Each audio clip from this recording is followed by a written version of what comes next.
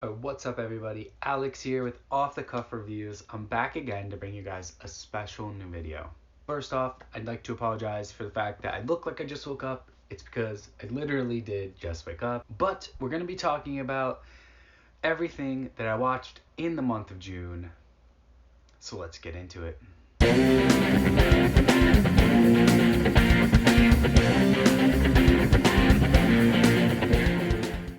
So I think I found a movie buddy. And I mean, to be fair, she's a little bit more than just that, but the last month, if you guys watched any of my videos, you would know that I pretty much just gush about Ashley all of the time. And she is actually really lovely, and she's been watching pretty much all of these movies with me. There's only a few on here that we haven't watched together. She's wonderful, and if you guys like anything that I'm talking about today, you guys can check out her channel down below. She will have a video up of what she watched, which is going to be probably very similar to what I watched, obviously. So without further ado, let's get into it. I just wanted to preface that by saying go follow her because she's amazing. And let's get into it. So the first movie that I watched in the month of June was Scream 2. Now, I watched this movie and not Scream 1 because Ashley loves Scream 2 more than Scream 1. But I love Scream 1 more than Scream 2. I think Scream 1 is iconic, and I think Scream 2 is good, but I don't think it's as good as Scream 1. Like, the opening scene with Drew Barrymore in Scream 1 is literally one of the most iconic scenes of all time of any movie. So, I don't know. But we ended up watching Scream 2 because I kind of wanted to open my mind a little bit and see why she liked it as more than Scream 1, but I still don't see it. I still don't see why you'd like this more than Scream 1, but that's okay. Um, Ashley's wrong, but it's cool. No, I'm just joking, but I want everybody down below to sound off in the comments which one do you like more, Scream 1 or Scream 2. I personally like Scream 1 more, but let me know in the comments below and let me know why. So on to the next movie that I watched. This one was another Wes Craven movie. This one is The People Under the Stairs. Wow, I don't know. I guess in June I was just on like a Wes Craven kick, like at the beginning of June, and I had to watch this one. Ashley recommended it to me, and it was actually really good. I thought this one was eccentric and scary and weird and out of the box, definitely very different from a lot of the things that Wes Craven has done in his filmography, but this one definitely stands the test of time. I gave it a 3.5 out of 5 stars, but I really enjoyed that one. It was really fun. And now the next one on my list that I watched was The Vast of a Night. This one I didn't watch with Ashley, but this one surprised me. I talked about this on my podcast, which is surprisingly linked down in the description below, but The Vast of Night was actually really good. It was really surprisingly good. This one, it didn't get a lot of hype around it. The film circuit didn't want to even like show this movie. They didn't even want to really release it, to have a wide release to the public until Amazon picked it up. But this one was actually really good. They made the best of what they had with the really micro budget that they had. So they had this small budget and they made the best of it. They made an incredible, astonishing film that the visuals are mesmerizing at times and the performances are great, even though almost everybody in the film is new to filmmaking. But it was phenomenal. So I gave it a 4.5 out of 5 stars. The next one on my list that I watched in the month of June was The Perfection. This one was recommended to me by Ashley. We watched it together. I had heard of this before, but I never really paid attention to anything about it. And in the first like half hour of this movie, I was invested. I was so invested. This one like caught me by surprise. When you first start getting into it and you're watching like the first like 10 minutes, you're kind of like not really sure like where this is gonna go. But then like once the story starts picking up, you're like, wow. And it's very, very gory towards the end.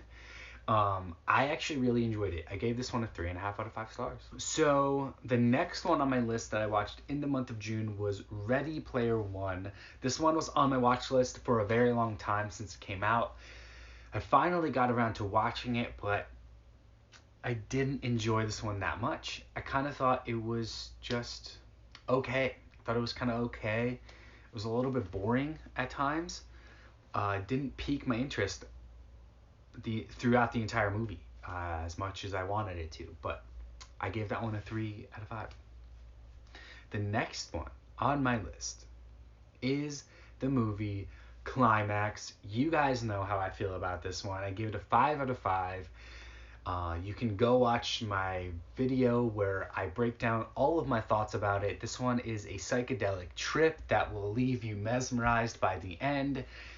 It is incredible. Go watch this one. 5 out of 5. The next one on my list that I also reviewed on my channel, that I also watched with Ashley, this one is Martyrs. This is the second time that I watched this movie. I cannot watch this very often because the violence is so realistic and so heavy, and it is incredible. As a horror film, this one is incredible. It really defines the French extremity movement, and they really push the boundaries with this one. I watched a Serbian film, and Martyrs is more intense than that movie. At least with the Serbian film, you can kind of have that suspension of disbelief, whereas Martyrs, you don't really get that. You kind of just sit there and have to sit through this entire thing, and it is incredibly haunting and will stay with you forever. The next one that I watched in the month of June was Burning. I had heard some really awesome things about this film, and so I put it on. I didn't watch this with Ashley. I know Ashley wanted to see this. I think she was like busy one day, so I just kind of threw it on, but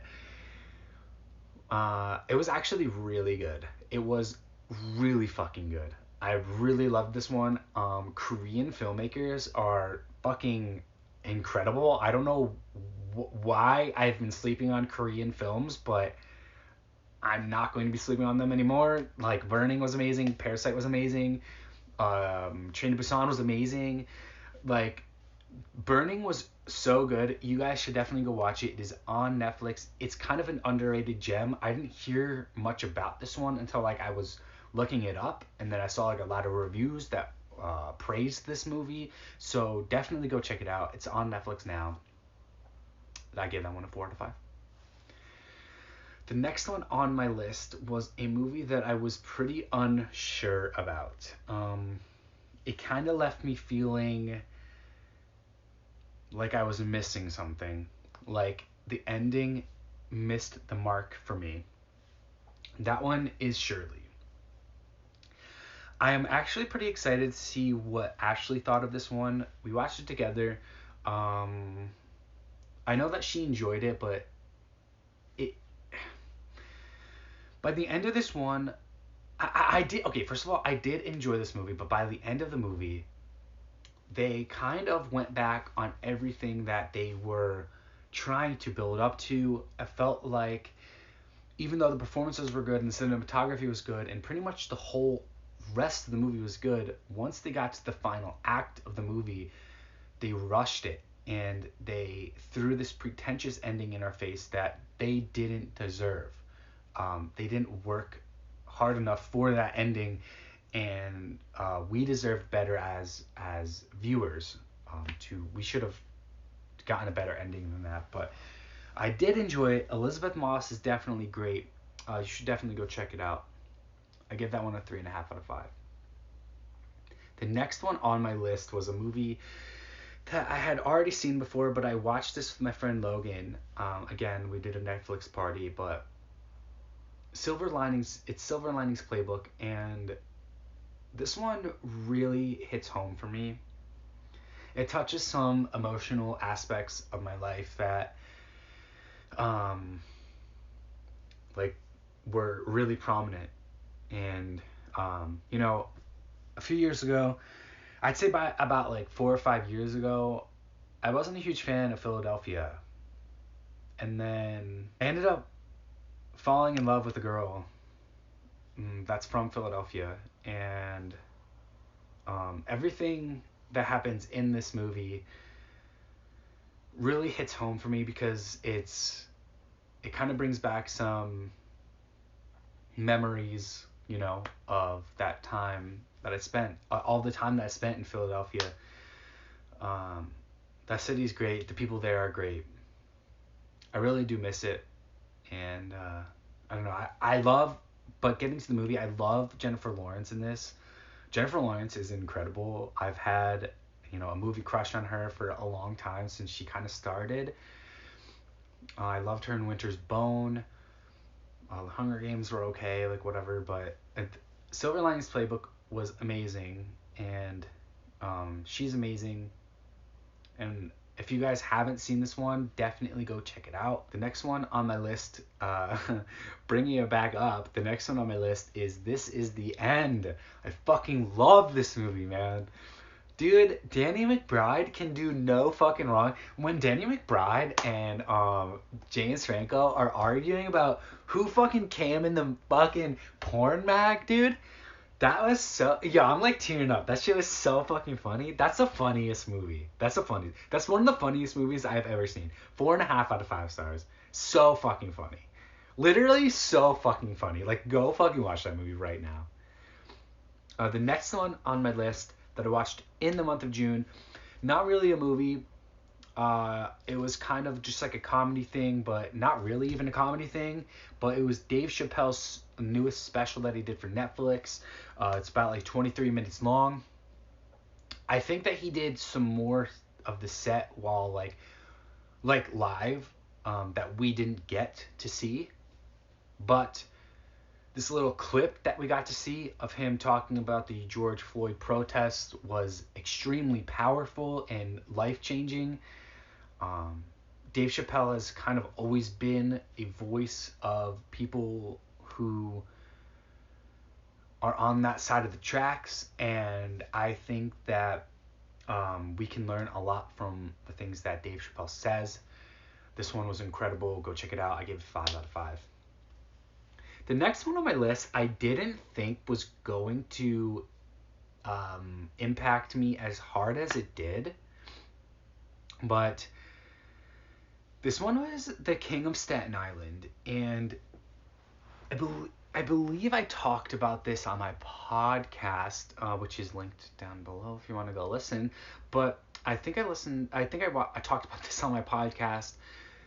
Pete Davidson did amazing in this one.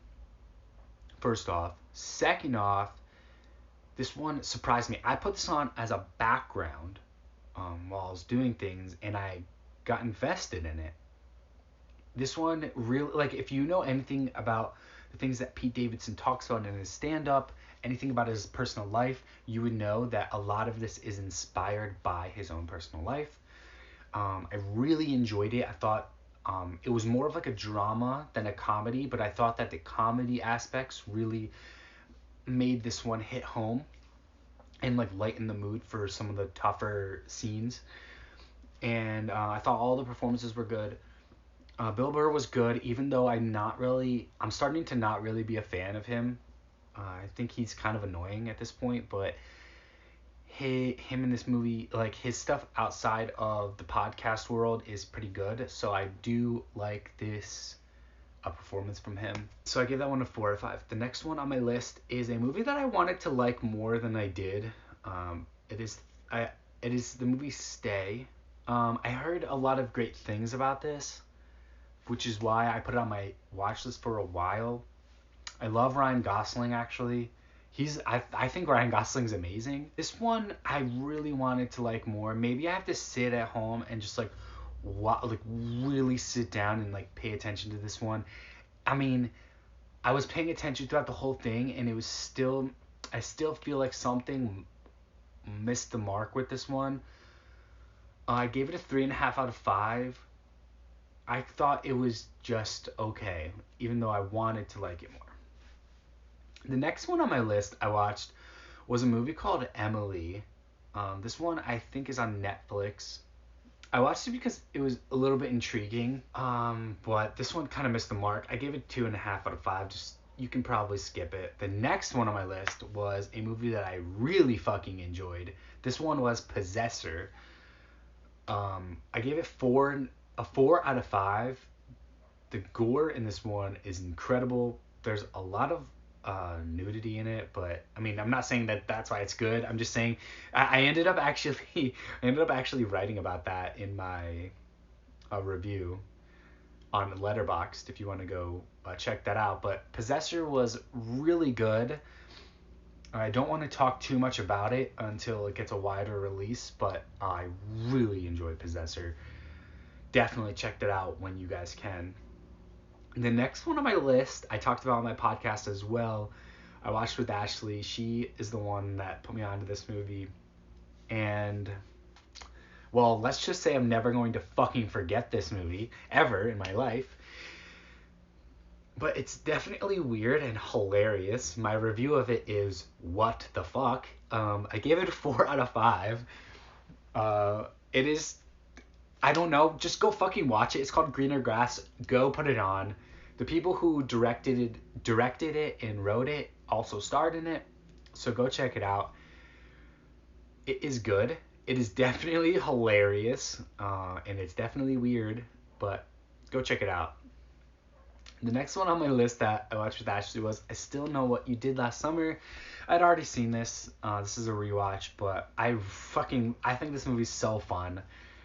It's such a fun fucking 90s horror movie, and I love the original. The things that came after that one, the sequels after, I don't even bother with those. But the first two are really good. I love how the Scary Movie franchise plays on it and adds it into the story.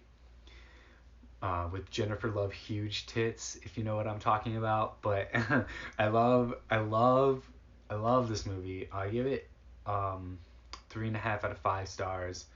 Definitely go check it out if you haven't already. It's definitely good.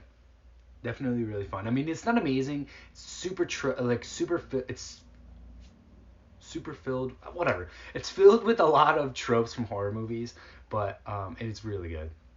Really fun. The next one I watched on my list, it's a slow burn. It is very, very, very slow. But I think that if you watch it and you're invested in the story, you will really enjoy it, regardless of how slow it is. This one is called Blue Ruin. You guys should definitely all go check it out. It's on Netflix right now. I gave it a 4 out of 5 stars. The next one on my list I reacted to on this channel, and that is C'est la Vie by Ari Aster, but I really loved that one, so go check it out. It's on YouTube. You can find it. You can find all of his shorts on YouTube, I believe. The next one I watched in the month of June was a comedy special by Eric Andre, and I heard some people complain about this one. Let me be clear with all of you. Eric Andre's humor is not for everybody. If you don't like his show, you're not gonna like this stand-up special. I heard somebody say that they liked the show but thought the stand-up special was stupid. How? Because it's the same type of shit. It's the same type of humor. I think it works. I know he doesn't do like a whole bunch of skits, but it is really fun and hilarious. And he just screams the whole fucking time, but it's really fucking funny. Go check it out. It's on Netflix right now. I give it 4 out of 5. The last one on my list, I really fucking wanted to like this one. I talked about this for like 8 minutes in my last video, but this one was Under the Silver Lake. I really wanted to like this one, guys. I really, really, really wanted to like this one.